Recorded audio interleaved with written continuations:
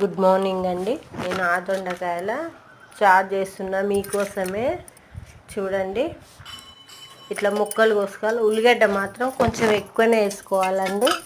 ఈ ఆదొండకాయలు సంవత్సరానికి ఒక్కసారి వస్తాయి. హెల్దీనంట, అందుకే తినాలి. సంవత్సరానికి ఒక్కసారి వస్తాయి కనుక తినాలంటారు. కానీ చారే బాగుంటుందండి. మామూలుగా అన్ని చారులు ఎట్లా పెట్టుకుంటామో ఇది కూడా అంతే. ఏమి విడిగా ఏం చేసేది ఏమి ఉండదు. సేమ్ చారు లెక్కనే, కాకపోతే అవన్నీ ఫస్టే ఉడకబెట్టుకుంటాం. కానీ ఇవైతే నూనెలో వేసి ఇప్పుడే ఉడకబెట్టుకోవాలి. ఆదొండకాయలు, కొత్తిమీర, కరివేపాకు, పుదీనా కొద్దిగా వేసుకొని మగ్గబెట్టుకోవాలి. కొంచెం సిమ్లో పెట్టుకోవాలి. సిమ్లో పెట్టుకోవడం వల్ల నూనెలో అవి మొత్తం మగ్గిపోతాయి. చూసారా? అట్లా మగ్గినాక కారం వేసుకోవాలి. మేమైతే కారం కొంచెం ఎక్కువనే వేసుకుంటాం. ఎవరి టేస్ట్కి తగ్గట్టు వాళ్ళు కారం వేసుకొని చింతపండు పోసి మసల పెట్టుకోవాలి.